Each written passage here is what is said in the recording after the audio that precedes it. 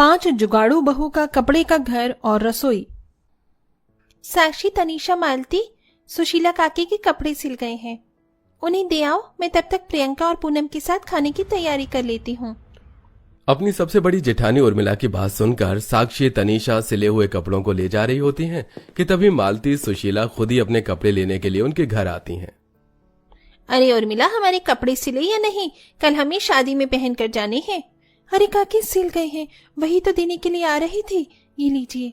मैं तो पहले से ही जानती थी कि तुम पांचों के हाथों में तो सिलाई का जादू है, और जादू पूरे गांव में तुम पांचों से अच्छी सिलाई कोई कर ही नहीं सकता। ये लो तुम्हारे सिलाई के पैसे। आप दोनों खड़ी क्यों हैं? बैठिए। जाओ उर्मिला बहू, इनके लिए चाय बना लाओ। अरे नहीं नहीं, इसकी कोई जरूरत नहीं है। हमें तो आपके घर में आने से भी डर लगता है।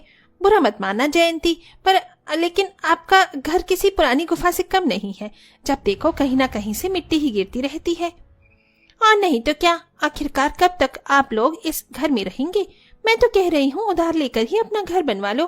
क्या पता कब आपका घर मिट्टी की तरह से ढह जाए।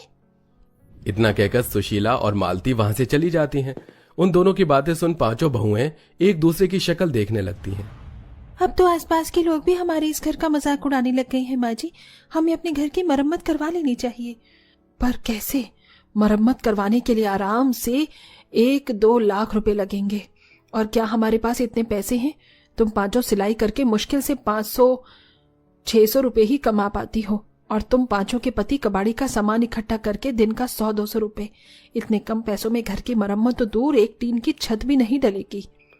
अपने घर की हालातों से वाकिफ पांचों बहुएं अपनी सास से ज्यादा कुछ नहीं कहती और वापस अपने घर के कामों में लग जाती हैं। आज बहुत जोरों की भूख लगी है, जल्दी से खाना लगा दो। आप लोग हाथ मुंह धो लीजिए, हम तब तक खाना लगाते हैं।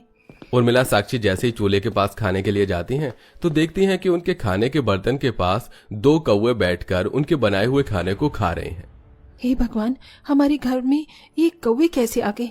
चलो भागो यहाँ से। साक्षी के भगाने पर वो दोनों कौवे चूल्हे के पास बनी दीवार के छेद में से उड़कर बाहर चले जाते हैं। वैसे ही घर में राशन नहीं था, इतनी मुश्किल से खाना बनाया था, और इन कौवों ने भी खाना खराब कर दिया। दीदी, इसमें कौवे की भी क्या गलती है? गलती तो हमारे इस घर की और रसोई की ऐसी हालत की है जहाँ हर जगह दीवारों और छत में छेद हो रही हैं। आज तो बस एक कौवे ही आए थे, कल कुछ जानवर पक्षी भी आ सकते हैं। कौवे के खाना झूठा करने की वजह से सभी लोग उस रात खाली पेट ही सो जाते हैं, लेकिन सोना भी इस गरीब परिवार की किस्मत में नहीं था। थोड़ी देर में तेज आंधी हवाएं चलने लगती हैं और छत और दीवारों के छेद से मिट्टी और बारिश भी आने लगती है। हे भगवान, खाना तो हमारे नसीब में ही नहीं था। कम से कम 2 पल की चैन की नींद तो नसीब होने देता। कभी कभी तो ऐसा लगता है कि इस घर में रहने से अच्छा कि हम लोग सड़क पर तिरपाल लगा ली, 2 पल की चैन की नींद तो सो सकेंगे। जहां आसपास के घरों में लोग चैन की नींद सो रहे होते हैं, वहीं ये पूरा परिवार आधी रात में उठकर घर की दीवारों और छत से मिट्टी और पानी को आने से रोक रहे होता है।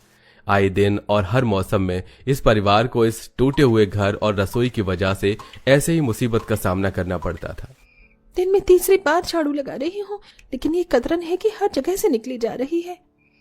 घर में वैसे भी सिलाई से ढेर सारी कतरनें जमा हो गई हैं। एक काम करते हैं, शाम को इस बोरे में इकट्ठा करके कूड़ेदान में फेंकाएंगे। पांचों बहुएं मिलकर सारे कतरनों को इकट्ठा करती हैं और उन्हें बोरे में भर लेती हैं। लेकिन जैसे ही वो लोग कतरन को फेंकने के लिए बाहर जाती हैं तो बाहर बहुत जोरों की बारिश शुरू हो जाती है। बारिश तो बहुत तेज हो रही है। मेरे ख्याल से हमें कल ही जाना चाहिए, वरना अगर रास्ते में कहीं पानी जमा मिल गया तो हमारा आना जाना मुश्किल हो जाएगा। पांचों बहू कतरनों से भरी बोरी को घर के कोने में रख देती हैं। अगले दिन होते ही वो जैसे बोरी को फेंकने के लिए जाती हैं तो उनके पड़ोस में रहने वाली माधवी नाम की एक बूढ़ी औरत उनके पास आती है। लगता है तुम लोग कहीं जा रही हो। हाँ काकी, इन कतरनों को फेंकने जा रहे थे। आपको कुछ काम था क्या? हाँ बिटिया, वो परसों जो आंधी आई थी ना, जिसकी वजह से हमारी पुरानी वाली झोपड़ी टूट गई थी, तो हमने एक नई झोपड़ी बनाई है, लेकिन अभी तक दहलीज और खिड़कियों के दरवाजे तैयार नहीं हो पाए। इसलिए मैं तुम पांचों के पास ये कपड़ा लेकर आई थी। इस कपड़े से तुम पांचों 3-4 पर्दे बना दो। जब तक घर पर दरवाजा बंद नहीं होगा तब तक हम लोग उसमें कैसे रहेंगे? आप फिक्र मत कहिए, हम ये कतरनें फेंककर शाम तक आपके घर के पर्दे तैयार कर देंगे। पांचों बहुएं कतरनों की बोरी को ले जाकर कूड़ेदान में फेंककर घर आ जाती हैं। उस औरत के दिए हुए बड़े से कपड़े से पर्दे बनाने लगती हैं। ये दरवाजे पर लगाने वाला पर्दा तो तैयार हो गया। एक बार इसे दरवाजे से माप लेती हूँ, कहीं छोटा ना पड़ जाए। प्रियंका उस पर्दे को लेकर अपने घर के दरवाजे से नाप रही होती है, जिसे नापते नापते प्रियंका वहीं खड़े होकर कुछ सोचने लगती है और अचानक दौड़ती हुई बाकी बहुओं के पास आती है, जिसे देख उर्मिला। क्या हुआ प्रियंका, तुम ऐसी दौड़ती हुई क्यों आई? मुझे पता चल गया है कि अब हम कैसे अपने इस टूटे फूटे घर की मरम्मत कर सकते हैं, वो भी बिना पैसे के। इस घर को सुंदर से घर में बदल सकते हैं। वो कैसे? हमारे घर की दीवारों और छत में जहां जहां छेद हो रहे हैं, हम उन्हें चिकनी मिट्टी से भर कर देंगे और उसकी सूखने के बाद हम लोग रंग बिरंगे कपड़ों को सिलकर आपस में जोड़ लेंगे और उससे अपने घर की छत, दरवाजों, खिड़कियों, दीवारों को अच्छे से ढक देंगे, जिससे हमारे घर की मरम्मत भी हो जाएगी और हमारा घर काफी सुंदर भी लगेगा। तुम्हारे कहने का मतलब है कि हम कपड़ों का घर बनाएंगे? हाँ, और वैसे भी अब तो बारिश का मौसम भी खत्म हो चुका है, कुछ समय में ठंडा मौसम शुरू हो जाएगा। हमारे पास इतने तो पैसे हैं ही नहीं कि हम लोग ठंड में कोई हीटर लगा सकें, लेकिन अगर हम अपने घर को कपड़ों के घर में बदल देंगे तो आराम से ठंड में भी रह सकेंगे। गर्मी में हमारा घर ज्यादा गर्म नहीं होगा और बरसात में भी ज्यादातर कपड़े पानी को सोख लेंगे। वैसे प्रियंका, तुम्हारा आइडिया तो अच्छा है, लेकिन इन सब के लिए हमें काफी सारे कपड़ों की जरूरत पड़ेगी और हमारे पास इतने कपड़े नहीं हैं।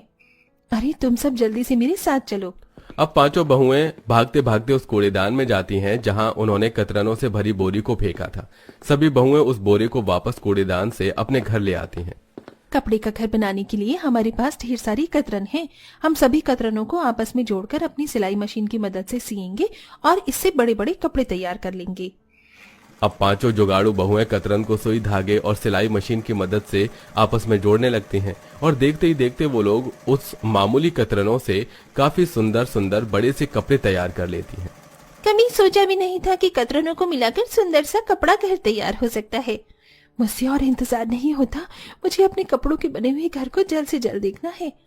पांचों जुगाड़ू बहुएं जुगाड़ करके आपस में कतरनों को सिलती हैं और साथ ही साथ घर में रखी हुई कुछ मोतियों और लेसेस को उनके ऊपर लगा देती हैं, जिसके बाद अब वो सभी मिलकर उन कपड़ों की मदद से अपने घर की दीवारों और खिड़कियों को अच्छे से ढकने लगती हैं, जिसे देख जयंती।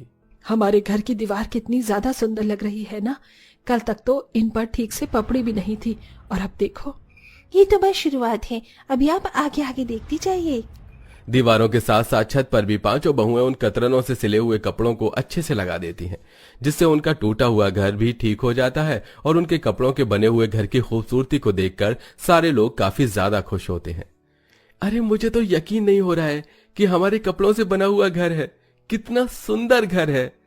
जिस परिवार ने कभी अपने घर की दीवारों पर पेंट करवाने के सपने भी नहीं देखे थे, उस गरीब परिवार को इतना सुंदर कपड़ों का बना हुआ घर पर काफी ज्यादा खुशी होती है। हमारा कपड़ों का घर तो तैयार हो गया, लेकिन अब रसोई का क्या करें? एक ही कमरे में रसोई होने की वजह से जब भी खाना बनाते हैं तो पूरा घर धुएं से भर जाता है। मेरे पास इसका एक बहुत अच्छा जुगाड़ है। जिस तरह से हमने कपड़ों का घर बनाया है वैसे ही रसोई भी बना देते हैं। हम इस तरह कतरनों से सिला हुआ कपड़ा लगा देंगे और साथ ही इस दीवार में छेद कर चूल्हे के पास से यहाँ तक एक पाइप भी निकालेंगे, जिससे सारा धुआं घर से बाहर जाएगा और हमारे घर की तरह ही हमारे कपड़े की रसोई भी तैयार हो जाएगी।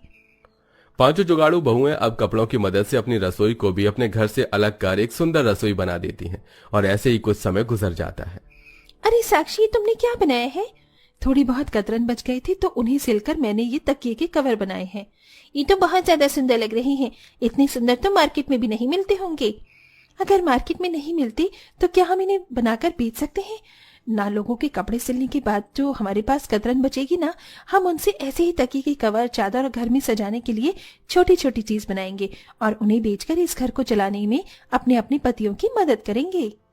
अब पांचों जुगाड़ू बहुएं कतरनों से चादर, तकिए, कवर जैसी चीज बनाकर मार्केट में बेचते हैं, जो लोगों को काफी ज्यादा पसंद आता है, जिससे अब वो लोग ठीक ठाक कमाई करना शुरू कर देते हैं और धीरे धीरे अपने हालातों को बदलते हैं।